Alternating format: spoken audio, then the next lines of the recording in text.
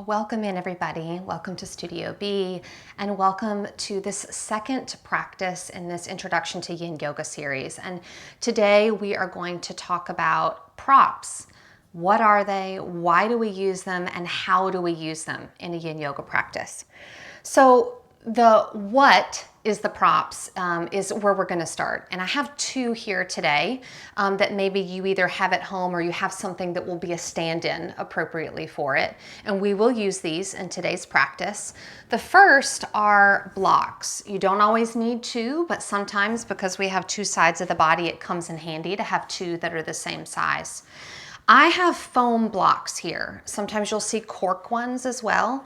What I like about the foam, particularly for a yin practice, is they're a little bit softer, so they're not as harsh on the body since we tend to be in poses for a number of minutes.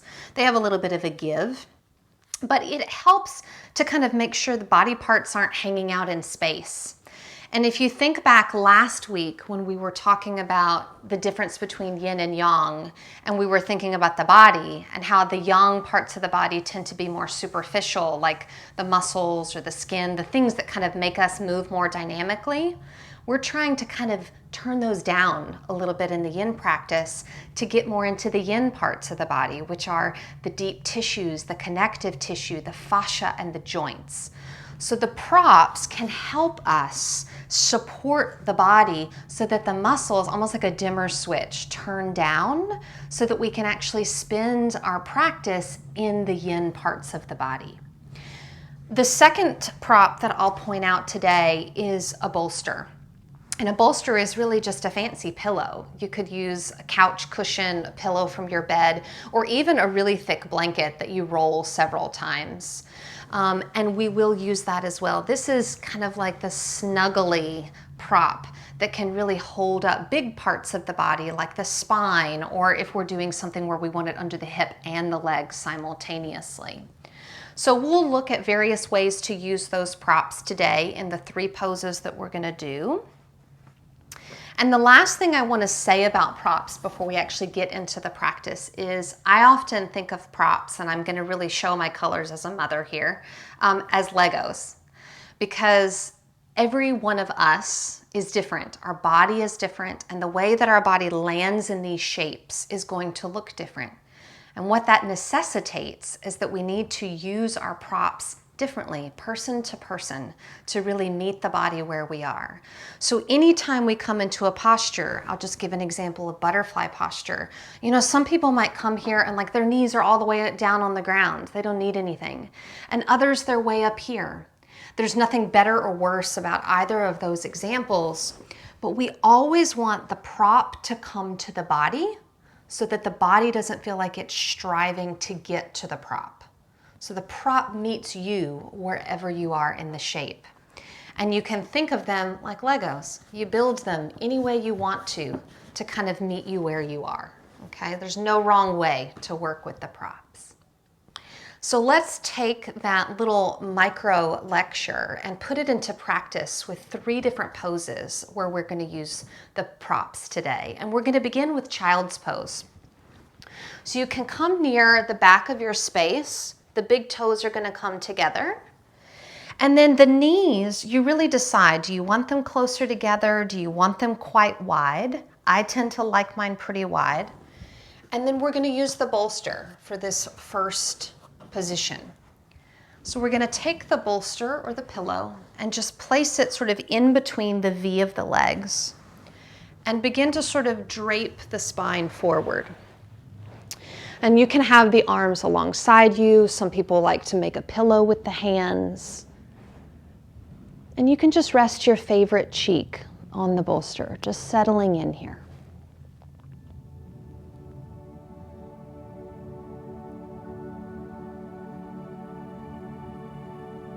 And just noticing if the mind, I call it the inertia of the mind. So sometimes even when we get the body still, we almost immediately become aware of the movement in the mind.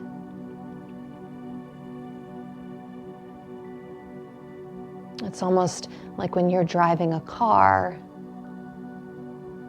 and you have to abruptly hit the brakes to stop unexpectedly and quickly.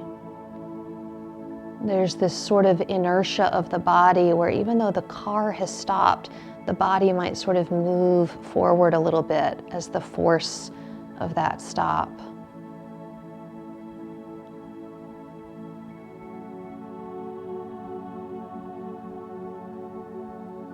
And so as you welcome yourself into stillness,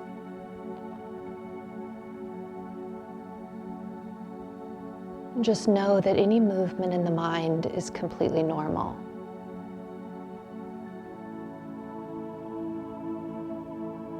You don't need to do anything to control it. It's just there.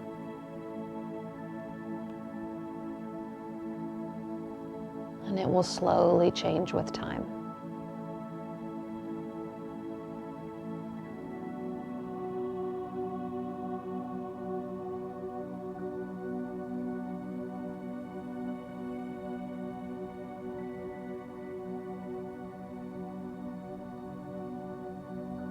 We're finding our way about halfway through this hold. So on your next inhale, just lift the head and gently rotate to the opposite cheek.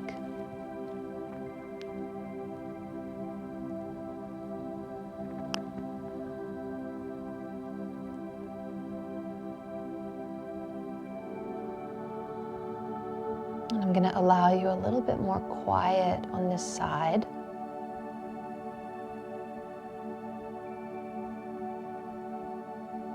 Letting the full weight of the torso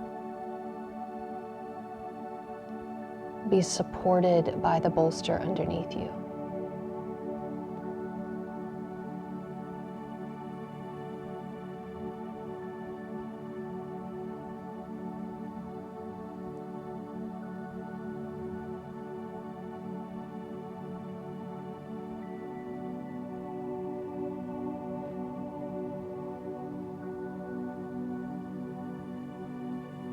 For the last minute or so that you're here, just observing how it feels to be supported.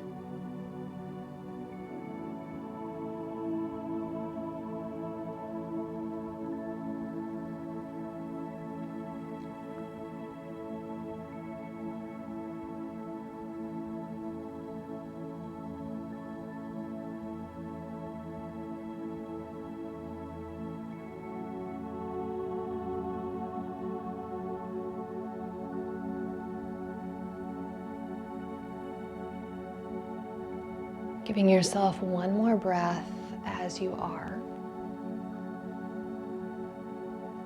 And then you might guide the palms underneath you so that you can press into the floor to lift the torso.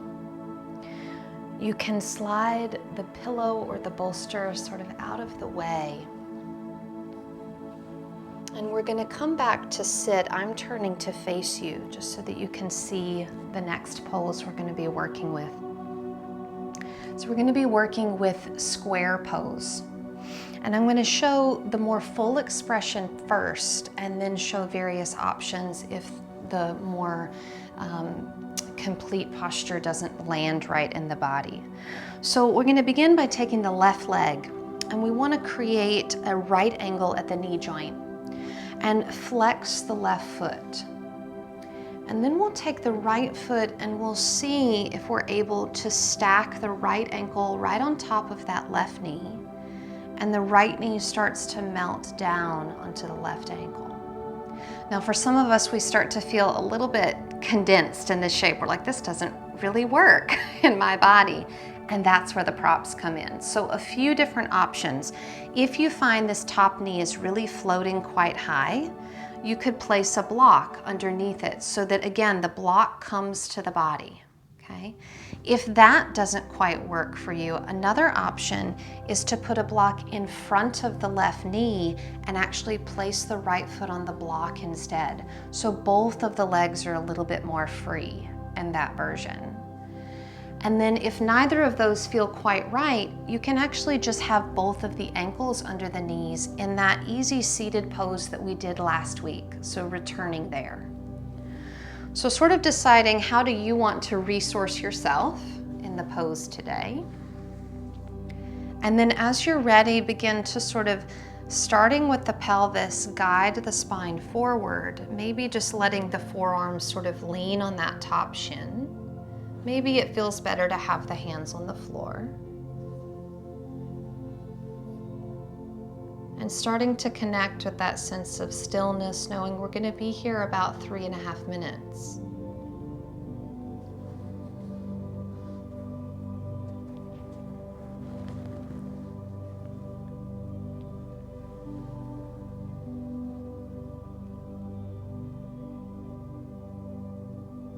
And sometimes in these yin shapes, we encounter discomfort. We encounter sensations that are really gritty and intense. And just know that sometimes that's how the body communicates when there's a lot of tightness in a particular part of the body.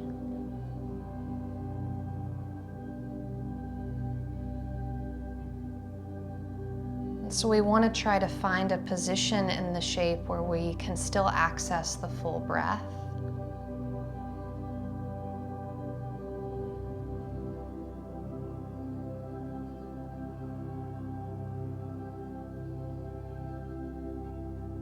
And just noticing that we have the ability to be present with discomfort in a way that is still calm. And so you may notice that you have the ability to be in relationship with discomfort from a position of personal ease.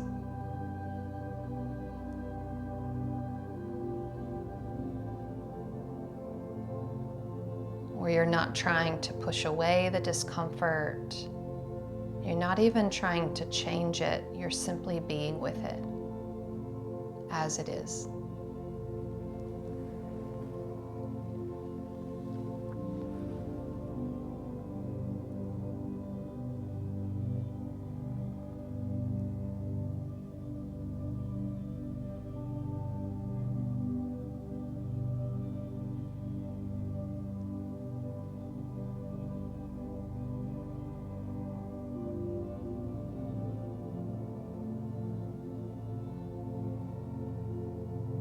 And then taking your time to slowly sit up.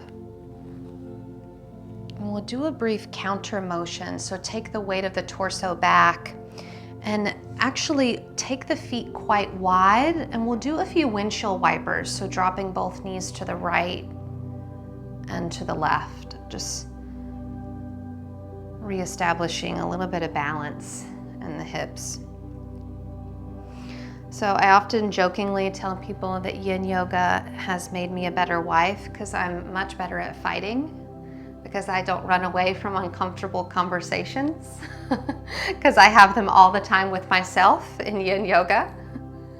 We're gonna switch sides with that square pose. So the right leg is gonna be sort of the foundation, the base. We wanna get that nice right angle at the knee and just gently flex the foot. And then checking in that you're not just expecting this side to be the same as the other side. This side might need a totally different prop setup, depending on how your hips are structured, if you have any injuries, if there's a certain story with that side of the body.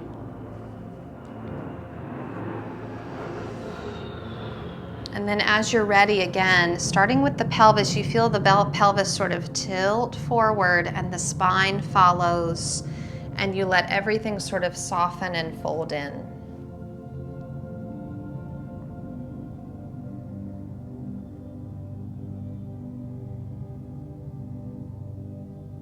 And one of the things you may just watch out for is to see if the tension that's in the hips starts to shift elsewhere in the body. So sometimes we'll start to press the teeth together, clenching the back of the jaw. Or we might furrow the forehead and get a little intense through the eyes.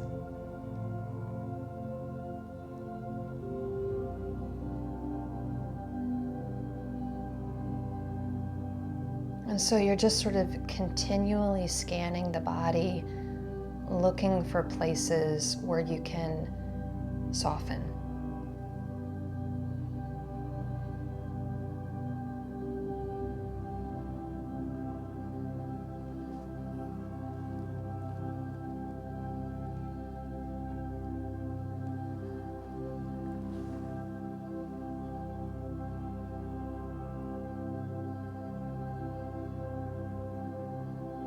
And if you're using a prop right now, just acknowledging the value of having that prop, how it is allowing you to be here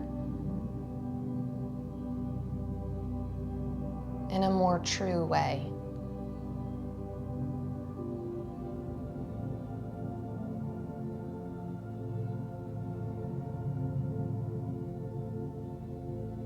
And maybe just celebrating your own ability to receive that support.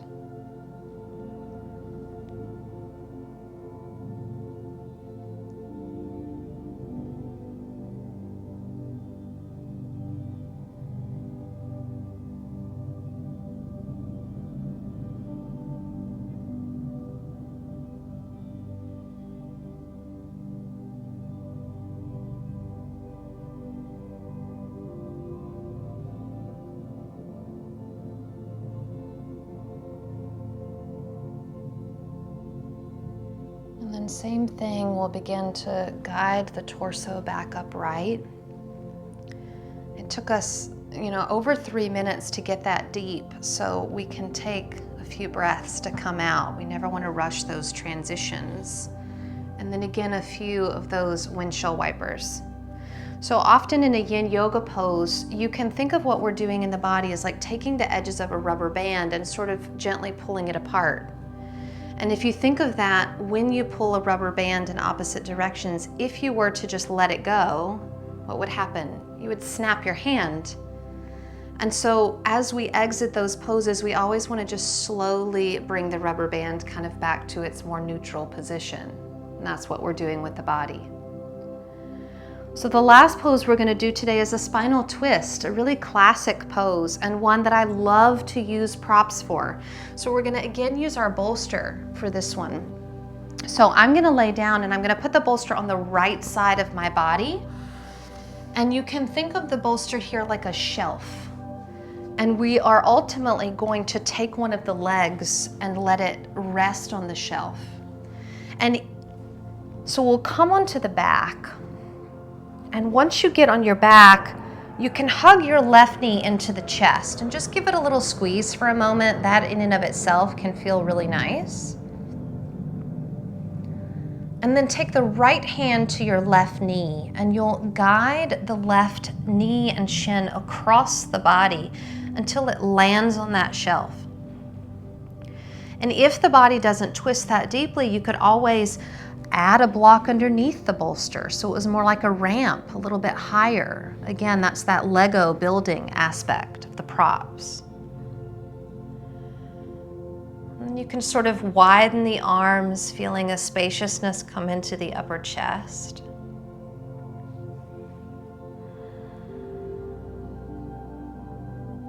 Allow the belly to soften and the breath to be really full and complete.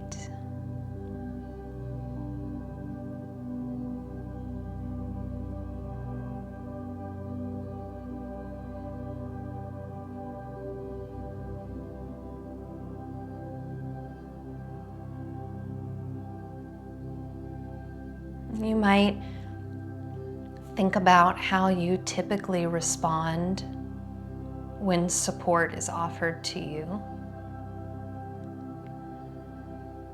Is your typical response, oh, I've got this, I don't really need any help. Oh, thank you for thinking of me, but no thanks.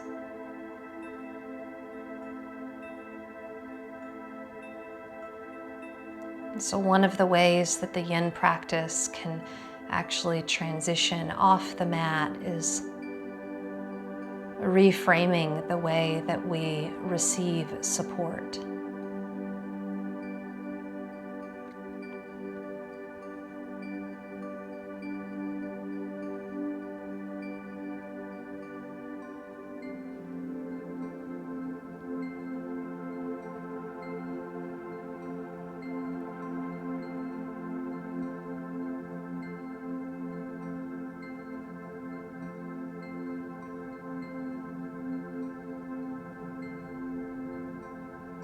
And then thinking of that rubber band and wanting to come out consciously, you'll begin to slowly roll back onto your spine, elongating that left leg, and just take a few breaths in a sort of sleeping, resting pose, just letting the body settle here.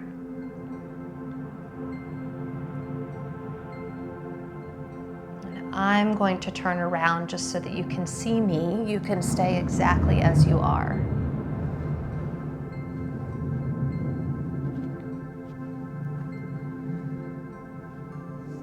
And then you might take the bolster and just shift it over to the other side of the body, so it's now on the left-hand side. And bring the right knee up and in towards the chest, and give yourself a breath or two just hugging it in. And there's a nice sort of opening that happens along the front of the left thigh and the front compartment of the hip. This is also a nice little stimulation of the digestive process of the body. And then as you're ready, the left hand is going to guide that right leg across the body to land on that shelf.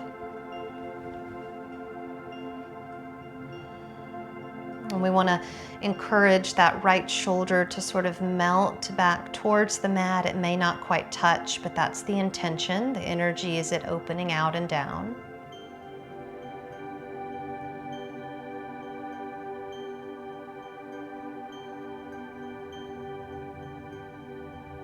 And then there's just a commitment to be here.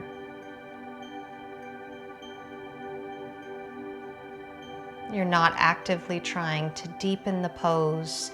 You're not striving to get anywhere. You're just allowing the body to land where it naturally lands.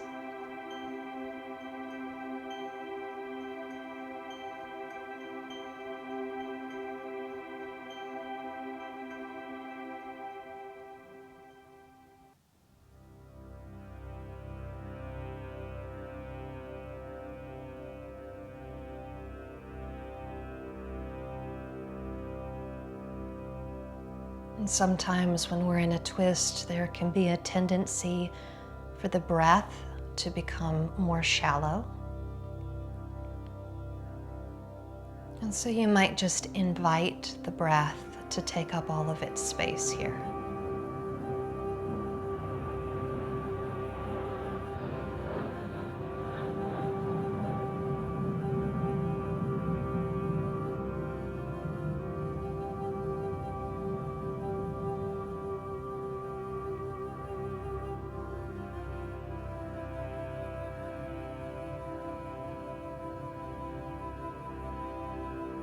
We'll begin slowly exiting the twist.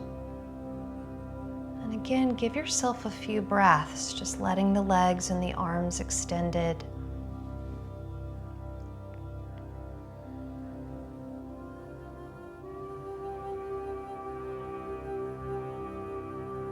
And then as we make our way into our final resting pose of shavasana, I would like to suggest using the bolster underneath the knees.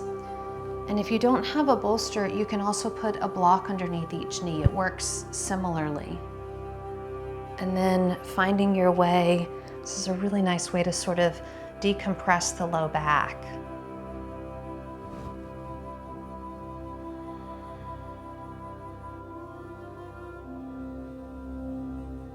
Putting the body into a position where it is so comfortable that the body actually takes a brief nap for the next 3 minutes or so, even though the mind stays awake and alert.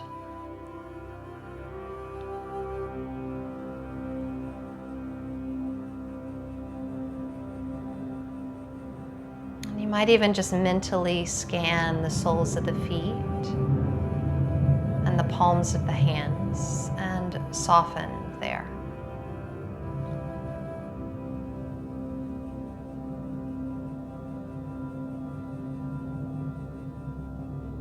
And then mentally scanning the inner ear and the eyes, releasing any tension there.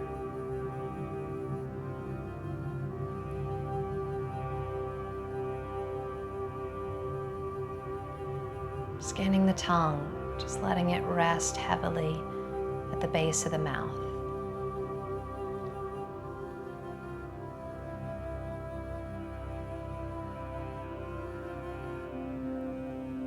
And scanning the pelvis, releasing any tension remaining there.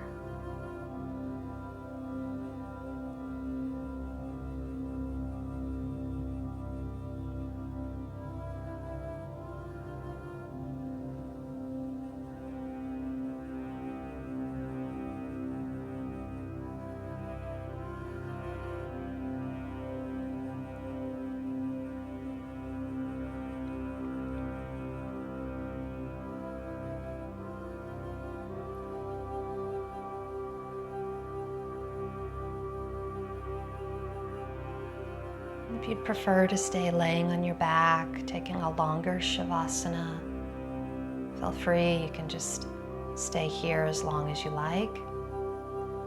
If this is the time frame you set aside for your practice, you can allow the breath to deepen and the fingertips and toes to wiggle.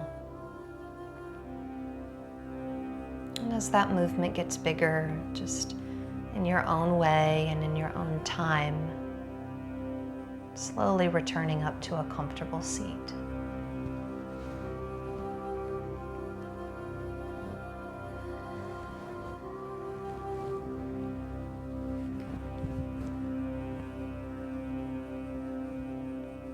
And as we prepare to close the practice today, just taking a moment to again reconnect to that mindful seat. And maybe just silently reminding yourself that you are worthy of support, whether it's in the form of a block or a bolster.